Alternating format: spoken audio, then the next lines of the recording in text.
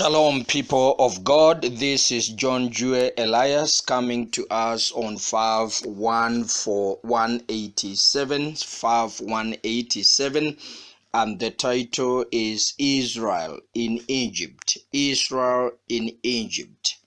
And we have already seen about the nation of Israel, the formation of the nation of Israel. But today we are going to see 6 instances in which the Hebrews or the Israelites get to Egypt in Africa.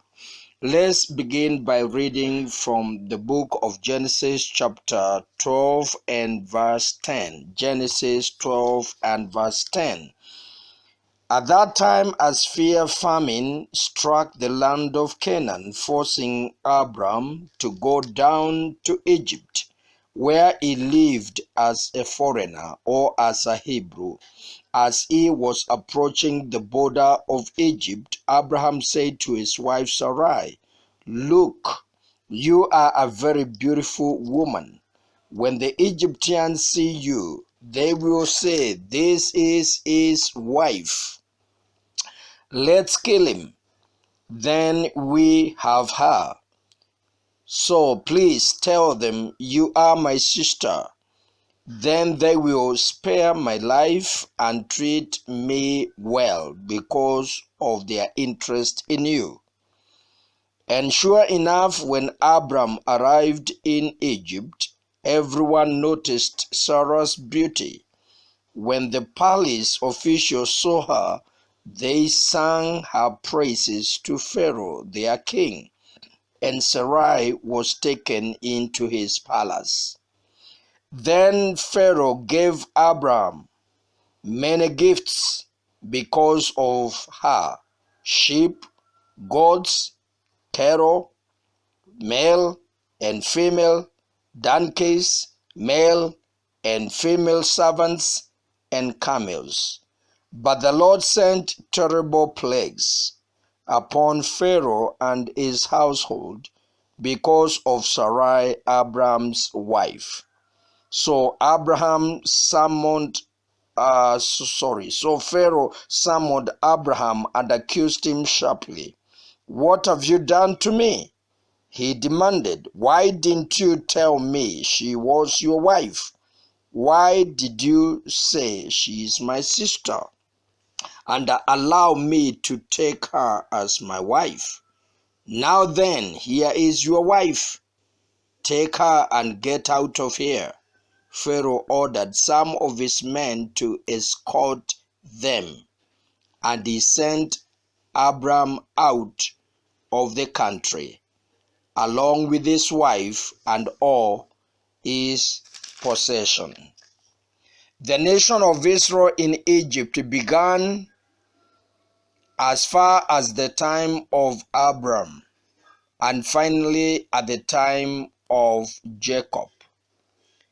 In this first instance that we have seen, Abraham had gone to Africa in search of food from the famine that famished the land of Canaan.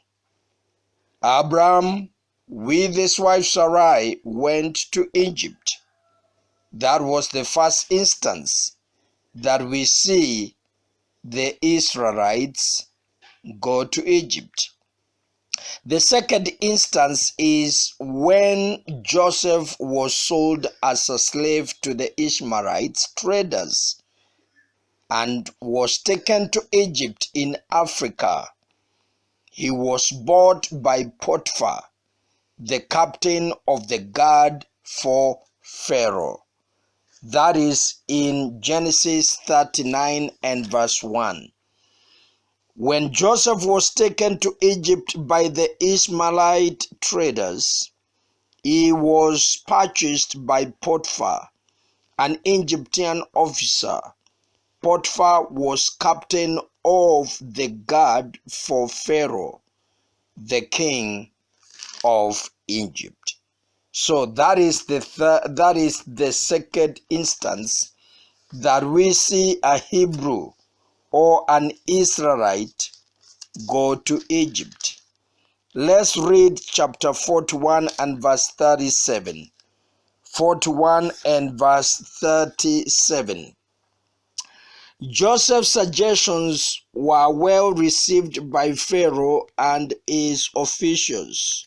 So Pharaoh asked his officials, "Can we find anyone else like this man so obviously filled with the Spirit of God?" Then Pharaoh said to Joseph, "Since God has revealed the meaning of the dream of famine to you, clearly no one else is as intelligent or wise as you are. You will be in charge of my court, and all my people will take orders from you. Only I, sitting on my throne, will have a rank higher than yours." Pharaoh said to Joseph, "I hereby put you in charge of the entire land of Egypt." Then Pharaoh removed a signet ring from his hand and placed it on Joseph's finger. He dressed him in the fine linen clothing and hung a golden chain around his neck. Then he had Joseph ride in the chariot reserved for the second in command, and wherever Joseph went, the command was shouted, "Kneel down." So Pharaoh put Joseph in charge of all Egypt. And Pharaoh said to him, "I am Pharaoh, but no one will lift a hand or foot in the entire land of Egypt without your approval." Then Pharaoh gave Joseph a new Egyptian name, Zaphenath-Paneah. He also gave him a wife whose name was Asenath. She was the daughter of Potiphar, the priest of On. So Joseph took charge of the entire land of Egypt. He was 30 years old when he began serving in the court of Pharaoh, the king of Egypt. And when Joseph left Pharaoh's presence, he inspected the entire land of Egypt. As predicted, the 7 years the land produced bumper harvest, and later there was a famine. Verse 50. During this time, before the first of the famine years, 2 sons were born to Joseph and his wife Asenath, the daughter of Potiphar, the priest of On. Joseph named his older son Manasseh, for he said, "God has made me forget all my troubles everywhere in my family's father's family." Joseph named his second son Ephraim, for he said, "God has made me fruitful in this land of grief." So that is the second instance we see Joseph now being even promoted, being made the second in command in Egypt. Then the third instance is when there was famine a second time in the land of Canaan, and Jacob told his sons to go looking for corn, that is for maize. That is in chapter 42 verse 1. And we read, "When Jacob heard that grain was available in Egypt, he said to his sons, 'Why are you standing around looking at one another? I have heard there is grain in Egypt. Go down there and buy enough grain to keep us alive. Otherwise we will die.' So Joseph's 10 older brothers went down to Egypt to buy grain, but Jacob wouldn't let Joseph's younger brother Benjamin or Benoni go with them, for fear some harm might come to him. So Jacob's sons arrived in Egypt along with others to buy food, for the famine was sore in the land of Canaan. So that is the third instance. Now we see the older brothers of Joseph going to Egypt to look for corn, to look for maize. The fourth time is when these brothers of Joseph returned a second time, this time with Benjamin, as Simon was detained by Joseph in prison in Egypt for his other brothers to bring Benjamin, that is Joseph's real brother, with Rachel to Egypt. Joseph and Benjamin were the sons of Jacob with Rachel, and Joseph had interrogated them, and they had talked about his own brother Benjamin, and he said he wanted to see Benjamin come to Egypt, and that is in chapter 43. We read from verse 1. But the famine continued to ravage the land of Canaan. When the grain they had brought from Egypt in their first instance was almost gone, Jacob said to his sons, "Go back and buy us a little more food." But Judah said, "The man was serious when he warned us. You won't see my face again unless your brother is with you. If you send Benjamin with us, we will go down and buy more food. But if you don't let Benjamin go, we would go either." Remember, the man said, "You won't see my face again unless your brother is with me." "Why were you so cruel to me?" Jacob mourned. "Why did you tell him that you had another brother?"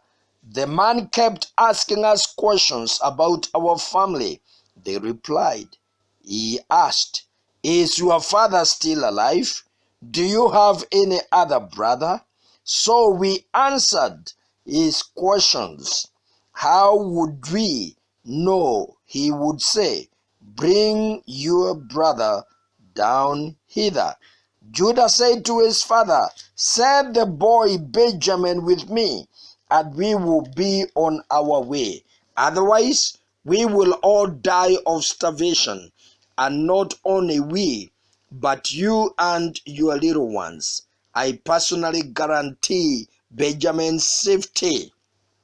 So eventually Jacob agreed to send Benjamin. Verse 15. So the men packed Jacob's gifts and doubled the money and headed off with Benjamin. They finally arrived in Egypt and presented themselves to Joseph. When Joseph saw his brother Benjamin with them, he said to the manager of the household, "These men will eat with me at noon. Take them inside my palace. Then go slaughter an animal and prepare a big feast." So the man did as Joseph had commanded him. And finally, Joseph had had lunch with them at noon. So this is the fourth time. Now, this fourth time, Benjamin finds himself in Egypt. So this is the fourth time now when Benjamin is introduced to Joseph in Egypt. They had to return. Then the sixth instance is when Jacob with his sons, wives, children, livestock, and everything that they had went to Egypt in Africa at the invitation of Pharaoh and Joseph. You can read that in chapter 45, verse 16 to 28, when Pharaoh now told Joseph to invite all his father's family and his siblings to come and be with them in Egypt. Chapter 46, verse 1. So Jacob sent out for Egypt with all with all his possessions. And when he came to Beersheba, he offered sacrifice to the God of his father Isaac. During the night, God spoke unto him in a vision. Jacob, he called. Here am I. Jacob replied, My God, I am God, the God of thy father. The voice said, Do not be afraid to go down to Egypt, for there I will make your family into a great nation. Now you can see God is appearing to Jacob and is promising that he will make him a great nation. When you read down there, you see the people that Jacob went down to Egypt with. But I want to read verse 26. The total number of Jacob's direct descendants who went with him to Egypt, not counting his sons' wives, was 66. In addition, Joseph had 2 sons who were born in Egypt. So altogether, there were 70 members of Jacob's family in the land of Egypt. So you can see, and God has already promised Jacob that he will make him a great nation. They were allotted the best land in Egypt, that is called Goshen, to be their pasture and settlement, in verse 28 to 34. There in Goshen, Jacob lived for 17 years and died at 147 years, but he was buried in Egypt. The Israelites acquired property and were fruitful. The population grew rapidly in chapter 47, 27 to 31. Egypt is held to be a very important factor in the history and formation of the nation of Israel. Israel in 2 ways: as a place